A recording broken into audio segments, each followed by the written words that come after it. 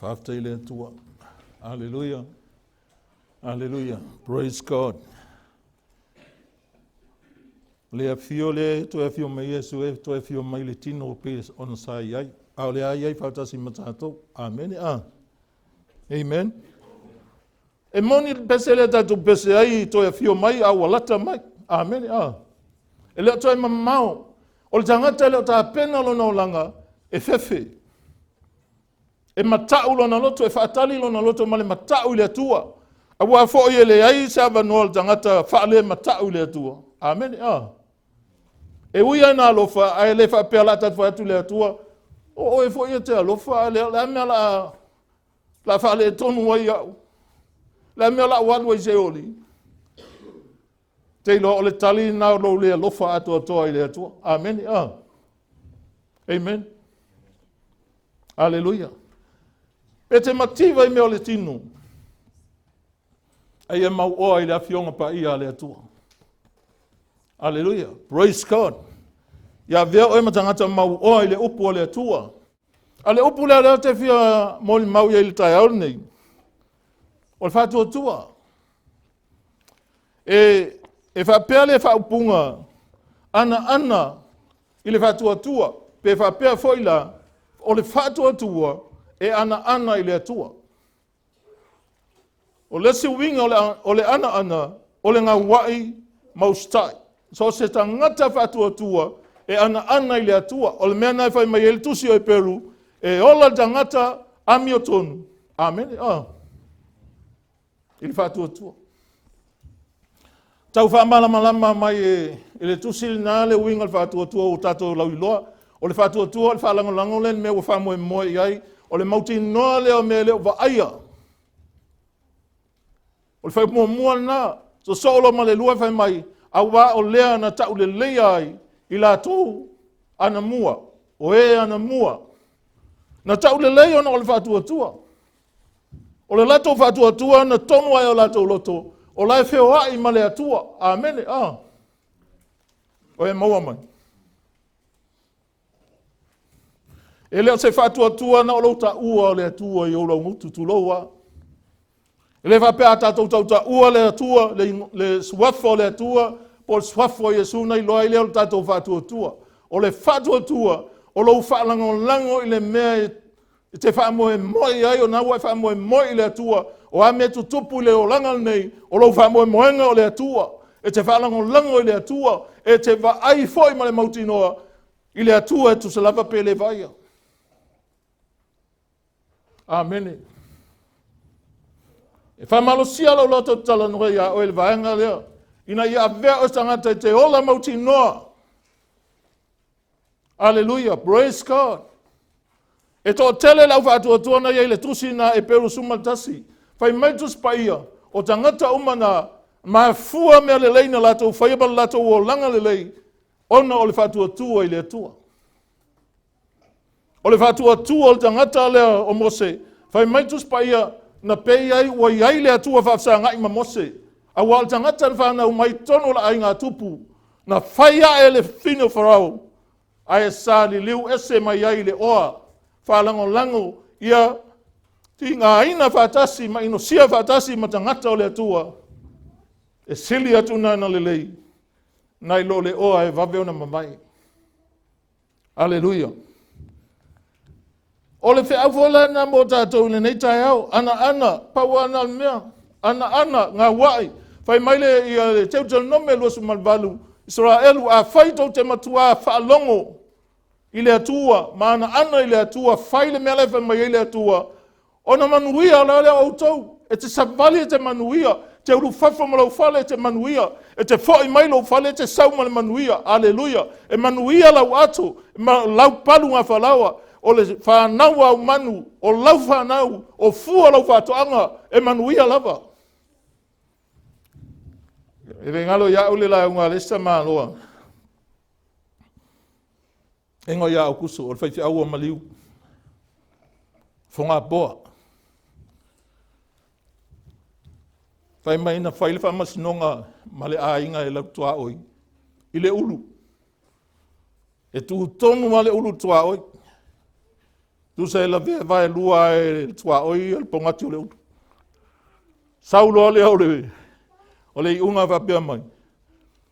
O la o mangai whalala atu ia auto. Le ainga le anatang. Tori auto. La ia whalala i le sivaenga. Tori foi la auto. Vai mai a le tala ar whai whiau. O leo te whai atua le tala no whalongo iei. E toli unu ala tau i te mi uma. Amene, A le ainga lea. Le whalala e le aima se ulu toli. Na o le si asa savali vali mai to ina vai mai. E se ali le fu o pito la ulu. Ia, vai mai na tali maalia tua iei. Tali maalia. Ia, o mea la vai whai le atua. Te loa le whai mango le atua. E alu le upu le atua, amene. O le atua le whai pe au maia se mea ia oe, pe a le tusalo o langa ma le mea laifina ngalo ai le atua, amene. O te taitonu whai tatou umma le lalo le whale nei, ai ana o nai a tatou whanau e le i loa le mea tau le whaoltanga, o tatou umma o tatou talia le whaoltanga le atua. Tatou te ola ai. Leanga, e le na o se mea ua e manao iei fatua e whapsota i leo le atua. Amene, O le mea moi a e te awa i le atua, te whaalo i le atua, e te ola usta i le atua, te ngā wa i le atua. O na whaia le atua, whai mai whai salamo, ia e fia ia i ova, o na whaia le i o le mea e manao iei lo loto. E te le whai atu iei le mea manao i lo loto. Amene, Ai lai se sila i ova na te sila fia le loto le tangata. Le mea voi nai ala ina faamalosi pea. Pipi i le atua. Faamaoni i le atua. Tu mau i le atua pea le tala Tavita. Fai mai Tavita ua mau lo loto. Ua mau lava lo loto. O te pese pea. O te fai pea vi inga o le atua. Aleluia. O tau lena la mea faa ili taia. Lau toi whātua lau tala lea.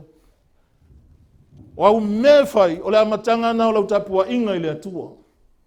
O lau vi inga na i le atua. Amene. Ia whaamanamnama i le atua lau loto o e tangata na te laua me whaili. O lau vi inga na, o lau tapua inga na i le atua. Amene. Whai ma le loto fia. Whai ma le loto whaaftai i le atua. E te leila ngona se te inga. Amene. E te leila ngona se te inga. E te fia. Au avo i lai wha fia e le atua lau loto. Ai fia ia Iova. O na whaia le Iova o mea uma. E manao iai o tātou loto. Praise God. Ai alu i whale te Faitau le Roma mua. Whai mua e o i le ono. E le lau Faitau atua e su e lau tusi. O au Paulo. O le auauna Iesu Keriso. Ua valaauina e whai ma apostolo. Ua tofia e tā lai tala lelei a le atua. Na ia muai uina mai e ana perofeta i tusi paia. I lona alo o Iesu Keriso lo tatou Alii. O le na fanau mai i le aiga o Tavita. I la le tino. O le ua faasinotonuina mai o le alo o le atua. O ia ma le mana. ina ia male mana o le anganga paia i le toe tu mai na ye woti wa matou maua mai ia te ia le alofa tunoa ma le faiva o le apostolo ina ia iu ina ana i le faatuatua o nuu umalava ona o lona swafa e iai foi outou o e ua valaauina e Iesu Keriso. O upu na o te whiwhia iai ana tangata ta lia lo Iesu faatuatua ia Iesu o le mea na i le olanga o tangata na lona olanga na ana e ngā wai e faatuatua i le atua. Amen. Amen. E le toi whaia tatou ni a tatou wa mea e le aini o tatou awale fia i le atua whai mai le tala le atua i le tusi o Isaia o wala le outou wala. Amen. Lai whaia nga ia Israelu ai lai voi la vea tua ni tatou le o whaoleina o manatu le outou manatu e ese mamao manatu o tangata ma manatu o le atua le ainga le atua e te oti o manatu. Amen. O ala wa tonu manatu o tangata lon taunu unga e whanu ai. Ale upu o le atua e whaalongo matalia lo loto e lefo i fua. E whaia le mea e auina e le atua lana upu. Amen. E manuia le mea e o ye le upu o le atua. O Paulo. O stangata sa lotu le lotua i utaia. Sa ana i tu la fono, ma wha maoni le tau singa tu la fono.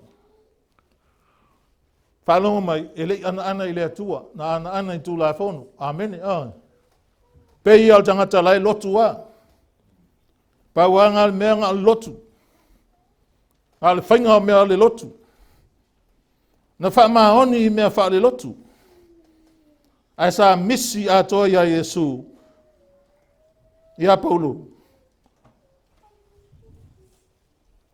Le alii o Iesu i totonu o lona nganga. Ele ia Iesu taimi na alu ai. Sa ia muai whaasaua i le au kelsiano. Ma te tee ia Iesu. O le mele sa ola tangata e ola wha maoni. Ai te tee ia Iesu. Wai ese lai alu e wha maupopo le lotu. Peitai, ina ua talia o talia ia Iesu i lona olanga. Ina ua wheli wa ina lona olanga Iesu. Sa wha o ngā ina o ia le atua. Na te folofolo ina le tala lelei. O le atau avatu ai i malo tātou wa o ngā male valaauina i tātou e le atua. Amen. Tasi le matafa i oi. Ale tangata. Ua valaauina le atua. Tā lai. Ta watu. Leanga le atua eva ai le tusina, pai mai Paulo. O aua Paulo, o le auauna Iesu Keriso, ua valaauina e fai ma apostolo, ua tofia e lai le tala lelei a le atua. Valaauina e fai ma apostolo, valaauina tu iei ma le tofi, o le tofi lai le tala lelei a le atua. Amen. E le lilo le tangata valaauina e le atua, lana mtapa i oi. E le tau whaau ua o ini toia ina. Amen. Amen. Le ai. A valaauina o le atua langa Paulo tangata valaauina e le atua e le tala noa man tangata. E winga le valaauina o ia. E te maua e le tusi o kaltia. Pea e tanga su e iai. Pai mai Paulo ua matou maua mai a te ia le alofa tunoa ma le faiva o le apostolo, o le tofingana o le faiva o le apostolo. Ina ia iu, ina ana i le faatuatua, o nuu ese o malava, ona o lona swafa, e iai fo i o tou o e ua valaauina Iesu. Tatou uma, e le ai masesi tangata ese sona awala. Amen. Faatuatua i le atua, ana i le atua, usi ustai i le atua. La vea i sa moa o le tonga o le to e lau, ma tangata uma. O le mea nei whai meitus pa ia ale heise faatuatua. Amen. E le mwhai na fia le atua tangata e le heison faatuatua. o le loto faamalosi Paulo, na ia faailoa ina mai ai, ia lava, malona tofi, o le auauna Iesu Keriso, o le aposetolo, ina ia talai, le tala lelei. O le auauna, e fai ma apostolo, o le uinga na le apostolo, o le auauna.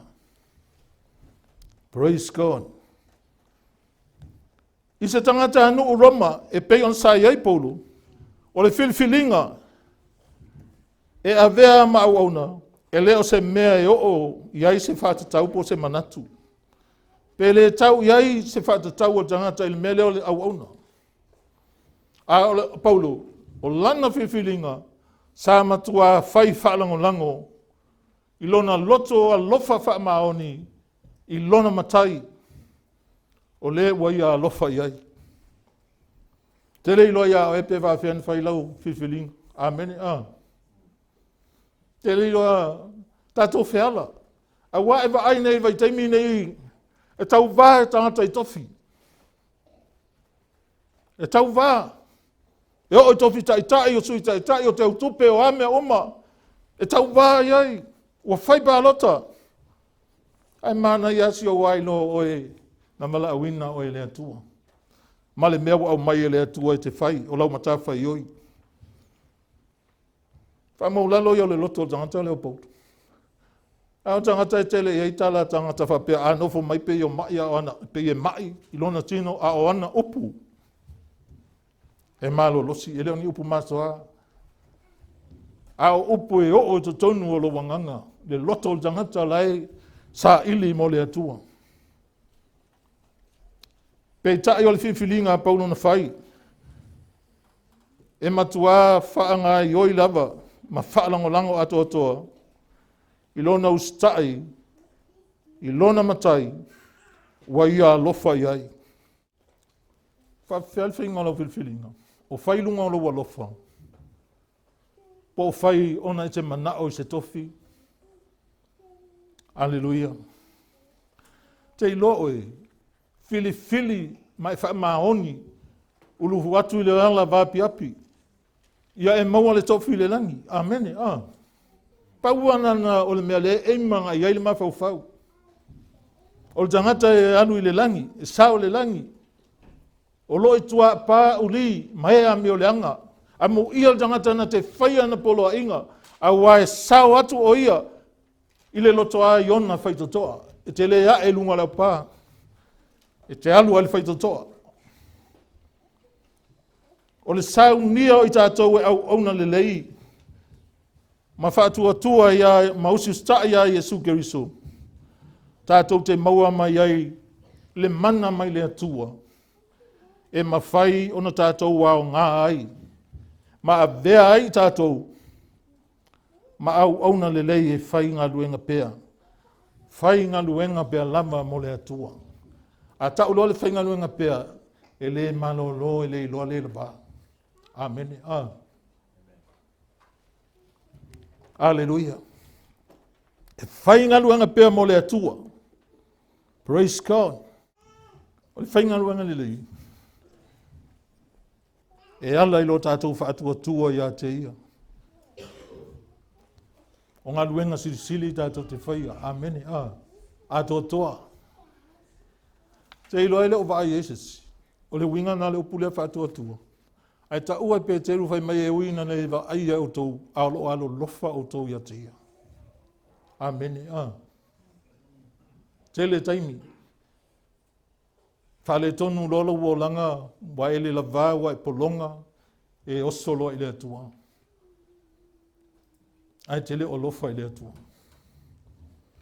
Ai a lofa i le Atua, e te le o se me tau o te whale tonu o lo o langa. Amen. Le anga o te tonu i le upo o le Atua, o lana whaola tanga e whai ma pāma olo. Amen. E si o mi ai oe, o aso umala e te alu i whai ngaluanga, le sa vali tonu o le pā. E leo va aia o mata, aleluia. Praise God. O winga na o tangata e ola i Faatuatua. I le whai upo e tolu man wha. O lo wha matala i Paulo Iesu. O le alo o le Atua. O le Mesia na folofoloina. o le alii ia o le toe tū, na ia la vea i mai a te tatou mai le oti, ma le tunga mau. E le aia se sina la vea ia o ele sfeifi au. Amen. Au e te whaalongo lango o te le tangata, to anga su e la fionga pa ia le atua. Amen. Amen. Au ai isi o e te se ai. Mwhainga wha se ai o e langa whai mai asu ia o toa i wha se o tō sesi. Olo oto mai ai whai upu nana o tau atua o tolu man wha. Lo oto mai ai e Paulo i nāle tala lelei e winga i lelei o Keriso Iesu o lena fio mai. Na liu tino tangata e tusa ma le ala o mea e lei whapena te iau atu mai Iesu o matua. Amen. Na fanau mai Iesu le tau pou, pau na le se senga. O Iesu na fanau mai le tau pou. Na ola i lalangi pe o tatou. Ai sa ola i le whainga o le whinangalo o le atua sa ola ino sia e tangata matu lafo ina. Ai sa whai halawa le mea na mafuaina sau, whai mai o te le sau e whai, mea o te loto i e. Ngau sau e whai le mea e whinangalo i ai, lena auina mai au. Tato ainga. Te loe le pupu te mina whalongo ai ai upo le atua. Amen. Te loe le te le ola le mea tauna le whalongo ai le whaia. E te le whaia tu le atua e le misia se upo te whalongo ai upo uma. Ai le whaia e te le alu le ona. Whapena fo iau. Au le whaia o te le o fo i le ola. O le tusi o Roma, o le whaalau tele ina o ni mea autu. Mea autu, lai whaalau tele faamatala. Faamatala mai le apostolo Roma, o yo Paulo. E le tu tusa lai tatou o avea ma Kristiyano, e le tu tusa i tatou ma tangata lai lau langi. Au tangata na e whaianga i ele tatou ngā luenga na mai le atua. Le matawha i oi, tau atu, Iesu ia Faatuatua. Amen. Wai le maalosi o le Faatuatua. Nai whai mai ia tala Iesu len whai atoma. Wa e Faatuatua wa e tonu langa le wa e tango i mea tui i whau. Amen. Ai amu ia i lanto wele va ai mai. Ai Faatuatua mai pea. Awana i eise to mai lalo i fol nei fale langa e te le to i va ai a Iesu tino te mine. Faatuatua pea. O loo iai lava le atua whaatasim tātou. Aleluia. Ina auauna Iesu le to tino ngafulu. Ma le to lua. Whai mai au tau atu no umai whainu umalava maso. Papa tiso atu i suafa tamaa. Ma le atalii, ma le angangpa ia. Ai whai mai o te iai a te utou yaso umai o lava. I le ngata anga le lalolangi. Te ilo olo mawhauanga e whangatape iai le iofi a Iesu tonu. Amen. Amen. Aleluia. Tala noa fo ile le positive lau tala noa ile atua. Lawa iai le atua whatasi maohe. Amen. Amen. Aleluia. Praise God. O le Kristiyano, o tangata o loo iai ni matawhai o i tele. Mani whaamanu yanga whaapitoa. O oel tangata nae e tele o iloa na ia oe whaamanu yanga i tele lava. Ma meo whaamanu yanga whaapitoa mai le atua. Whai mai Paulo o mātou maua mai a te ia. E le i alu se a onga, e le o ta ua ia se a onga whamei na mātou maua mai a te ia o ai ia. Le atua. Amen. Na mātou maua mai le atua. Le alofa tunoa ma le whaiva o le apostolo. Ina ia iu ina ana i le Faatuatua. O nu umalava, ona o lona swafa. Whai upo e ono e iai foi o tou, o e ua valaauina i Iesu. O le mea na au mai le atua le whai mai Paulo. Au mai le atua, le alofa tu noa ma le whaiva. Le ainga o le atua, o le faiva e failunga o le alofa tunoa o le atua. Amen. Amen. E failunga o le alofa tunoa o le atua. Po le alava le mea i loa tangata, tau tala tangata. Ai fai mai Paulo, a fai tau tala ngana tangata atua maangelu ai le aise alofa. Useless. Le aise aunga. Le aise aunga. Lona winga, e leo ni tō whinga mita i tangata, whawhetai le atua le matawhaioi, whawhetai le atua le alofa tunoa. Alula ia e whai. Amen. Au iei ni au wo lai ae te watu lai le lelei o langa. E leo iei sa unga luenga whai, e se whai. Amen. O lai te ilo lelei a leo langa tangata. Na e alu le ata lai leo langa tangata, lai nupia lai a maa. Ai leo iei sa unga luenga whai. No ta uel vai aso le ante nei le tala Paulo te le mai le tala leia Iesu Keriso. Talu ano whalongo le upu nao te le lopo le al tonu le winga. Ai te lo e na ua mai le tuol wha i lo loto so son mai. E le mai le tala lelei. Le anga e leo se mea wha pa ole. Amen. E leo se tala na ona ta watu ai le tupu. Ole mea moi. E le tai e maha pe ai tala ia ni mea moni. Amen. Ai tala ia mea pepelo. Ia e wha maa e tangata e maa. Hallelujah. Amen. O kerisiano lao tangata e iai mtawha i oitele mani wha manuianga wha apitoa. E maua mai le alofa tunoa le atua. E mai fo e le atua tō whinga. Ina ia iu ina ana i le faatuatua o no umalava ona lona swafa Faatuatua e ana i mausi ustai le swafa le li faolo Iesu. Vai mai Paulo e iai fo i o tou o e ua valaauina i Iesu Keriso. Te lei lope tofia tatou leila loi fol nei fali. O lo e nofo mai ai e te lei loa ua valaauina o e amen. O le mea foi nai te whaata malai. Ona nai te lei loa ua valaauina o e lelei. Whapena foi lai tatou. O tatou o tangatou talia Iesu o whamanu ia ina i tatou. Ele atua. Ina ia whai tatou. Ma whaamanianga isi foi tangata. Mantua ila unga a Paul foi lea tama alitia. Ia whai o em whaamanianga. Ele ngata i tō tono lau aiga. Whaamania foi. Ave o em whaamanianga le atua. I whafo atu. A whai te lei ta ua le whaoltanga i sesi. Ai maise o e nei tele au o e talo iai. Tango e tau iai. Alofa iai. Amen. Wai te lei la vava ai atu. Lai oi. Tailo iai nei tuini whainga lunga pe atato o iai. Pekele koe kia le tangata lau oi se oli. Lau oi afi. Amen. Ai te le fia vai atu se si olo ainga. Ai maise fanau. Te nofo ia se o mafau le atua. Fanau. Mea nau te tala noa iai le mea tau na whai. Au ai whai mai tu spaia. Au ane i tau whaaui. Fua au tau whanau. I le afi moloka. Se whaasava vali i le ala moni. Amen. I ai loa le mea moni e whai e la tau te ola ai. Hallelujah. Praise God. O le aloftu noa la e tusa o se whamanianga. O tātou mauaina. E le ngata i lea. Petai. O tātou maua mai ei foi. Mama tāwhai oi po tō whinga. Tātou te whaasoa tuai. Le whe au o le tala lelei.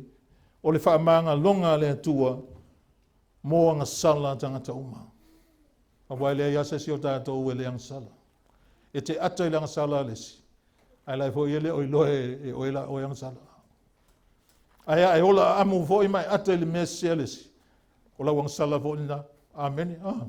O le whati nonga la o le mea. O le tuina atu a toa leo i tātou. Tu atoa atu i tātou. Hallelujah. Tu atoa atu lau tangata i le o langa fau. O le o langa fau e a mata i a Keriso Iesu. O sewa i a Keriso o le tangata fau. Amen. E a mata i nalo o langa fau. E le a mata i se lotu. E le amatai se ka le sia. O lo o langa fau e amata ia Keriso Iesu. Amen. Wa mamai mea tuai. A ua faafauina mea uma. Aleluia. O le o langa fau. E au fia aila ma le tofia au mai e le atua ia oe. Pe o le tofia na ave ia Paulo o le apostolo. Na tu uina ia le atua ia Paulo e moli muai e winga. I le tala lelei o le whaaltanga a le atua. O le misiona le atatou. O e ua Faatuatua i le atua. Amen. Ia wai. Pe ia toe ia a le iloa se senga o le tangata ua whaolaina. Ma tangata ili whaolaina. Amen. Ai e maa whau le upu o le atua. Ina ia vea oi ma tangata e. E au ngā. Praise God. Man tua o le atua. A le atua fo ele mwhaina pero sesi. Amen. Ele whase ea fo le atua stangata. E te le mwhaina e lafi. A tonu e valaauina o ele atua. Ia pe le valaauina fo o ele atua. E avea ma misionale se atunu ui fafo. Peitai. Ua ia valaauina oe matangata uma ua talitonu. E moli ma watu ma avea ma faa o le o langa suia. Na amataina i Iesu Keriso i to tonu e tatou. Amen. Pai e iei teimi au whalongonongo i tangata malato tala mai sfaife au langa o whaolaina. Teli whaolaina sfaife au. Wai mau mai leo inga lauta. E vi e tangata bea o le whaife au langa o whaolaina ai. Le whawhetai le whaife au ngā ruenga na mai ei le atua na mafuai o na ela ngona le whaamaua lalo i luma o le atua matalia i le li o Iesu. Amen. Ai te le whaolaina se whaife au. Hallelujah. Praise God. O kelsiano, o e o valaauina i le atua, e ala i le li o Keriso Iesu, mua na alan valaauina oe, e avea oe mavaenga o tangata, o se tangata o le ainga o le atua. Valaaula oe le atua mai talia wa avea oe ma se tasi o le ainga o le atua. Lua, wa avea ma tangata paia, wa vavai e seina mo le atua, ma ofo atu atoa, mo le ngā nuenga le atua. Amen. Amen. Mea nā le tati whai atu ai fo i esteimi te le alu e whapea mai Iesu ia oi se mea whai e whapea oi whaatali atuala. Amen. E matua matango o fie winga e whaamatala ile o langa o le tangata ua avea makeusiano. Winga, a mio. Te lo oi o a mio mai le atua e whaamatala ina lo keusiano. Amen. A mio mai le atua ma winga e mai le atua. E whamatala ina lo ola Keriso. Praise God. O le ola ua toi fanau te tonu o le ainga o le atua. Ua maua i e tatou le poto masani e ala i le alofa tunoa. Ma to finga ta ua silisili. A wa o mea uma na whaia e le atua. O sau nia e le atua mo tatou. E le aia ma se mea te toi tau alu sa aiga. E le ai asa utala e vai tangata ma o lātou sa ili linga ma onga na e fia e o iai. Whaftai le atua. Ina ia tātou auauna whamaoni le atua. Ia tātou tau withi malosi. A waile mawai tātou mea alofa le atua i le ala na ole. Peus tangata voi lele no fo fatali tadi. Amen. Nan fatali tadi ele singa yo inga. Ai tatou tau withi malosi. Ia tatou faia le tau wivinga malosi ia vea ai tatou matangata fainga luenga i paia mo le atua. Paia o le fapaia ina oe. Ele o se mena paia e paia ia. Amen. Tau withi malosi. Ai vai atu le mea leanga ai alo ese ai. Amen. Tawivi. Ina ia vea e matangata pa ia mo le atua. E lei fai mai fua tus pa ia aua tau te amio whaatasi ma le neila lo langi. E manao ale atua ta ofi oe i le olanga whapaiaina. Whapaiaina lo olanga mo le atua. E tatau ana tatou faamalolosi ma faamaoni i tō whinga ua valaauina i tatou le atua. Amen. Le lua ko ni toi whawhai mua o le lua. Pe o le winga lea la utala le whai atu. Lea la pe la atau oso e se i tatou. O su e lau tosi le lua ko ni toi wha. Se iloa tau mawhai e malama i la fionga le atua. Ia tatou malama ai. Awa o lea iai le avanoa e mawhai ai ona tatou matuasu e su e le upo le atua. Ma tatou loa i le winga o mea whai mai le atua ia tatou. Whai mai le tala a Paulo pe i o se sui se fonga whetalai mō la tau lau apostolo o le mea lea mātou te le whaavai ai. O i mātou vai ai le nei whaiva. Ina ua alofa ina i mātou. A ua mātou la whai mea lilo e mamā ai. O loo sāwa vali male a miu. E leo sāwa vali male a miu pepelo. E leo whaafilongia i mātou le fionga le atua. Ua whaai loa mātou i mātou i le loto fua te ifo o tangata umai luma o le atua i loa mātou whaali atu le upumoni. E le ngata na i tautala le upumoni ai whaai loa i lo o langa le upumoni. Amen. Hallelujah. O se mea maa nei ana. Te ilo tangata o valaauina i le atua e le amio pelo. Na te le whaafilongia, na te le mixinga le upu. Amen. Hallelujah. E whaai loa lava lona o langa whaamaoni le atua. I le sao le upu, ma lona o langa i lana mio, ma ona winga e whai. Ia e whai tete pa e tau i tangata le tala e winga ia Keriso Iesu. Awane i whaaseina ia le whiau, ina ia whaafiafia ai ia te oe. Whaafiafia mai tangata ia te oe. Whaafiafia mai e whaalongolongo ia oe. Amen. Awa te whaasea le whiau. Amen. Fola atu le moni o le upu a le atua. Fola le moni o le upu a le atua. Ia sa vali el tangata e tusa i le upu moni a le atua. E fia le atua i se tangata i loa vai tonu lana upu moni. Se whai ngā luenga, sangata ngā lue. E tau tala i le mea moi ala e whai mai le atua ina i sa vali el tangata. Amene. Langa le upu le atua tu se o tatou o walana. Tatou te sava vali ai e tau le ola e whavavau. Te lo o Iesu le upu. Amene. Sai le atua le upu o le wali utino tangata le upu. Le awa iai a tatou. Ia tatou whaitete la le mea o whawhiofio le tangata le upu. Langa maua i pe a seifa matu tatou tala le e fia le atua. I se tangata i loa vai tonu lana upu. Lana upu moni. Awane i tatou tau mawhai fua e palu whaatasi le upu moni a le atua. Ma mea pe pelo le lalolangi. Awal palua. Hallelujah. Praise God.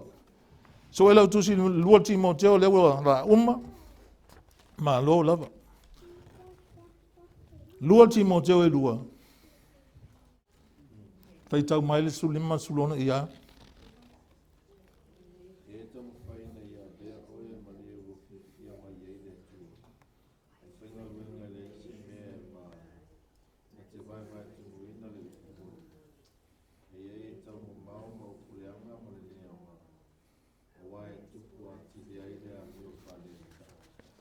Si lo upu pepelo upu le au ngā manleanga. E tupu ai le mea i ngō le whaale matau i o langa o le ekalesia. Amen.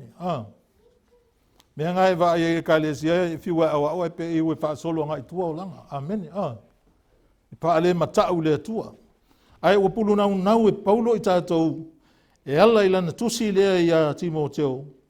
O lo whaamanatu mai ai a te tātou o e ua talitonu ma faatuatua i le atua, e le finau. Te le finau ai se mea. O le finau, tusa o le misa. O le misa le ilunga o ni upu po o ni whamatalanga. E le tā ua nā mea. Ai whaadongo nei e tangata o whemisa I lunga o le YouTube ma e ala le afionga le atua. Le ai tatou whamawalalo pia tatou mtatou tau mawhai a o lelei o tatou loto I luma o le atua. O mea nao mea le tāua, mea o tala noanga whaavalevalea e le wha le atua. A wā whinaunga whapea, e le au ngā, e le mautonu ai, e le o ai foi, e le o lava, e o pe o lava foi, ina whaaleanga ina I tangata, me o le whinau. O le whinau, e ala whinau, o le tau whaelo atu o le poto o tangata lava I. Amen. O tātou, o le poto o le atua le o tātou woi. Hallelujah. Praise God.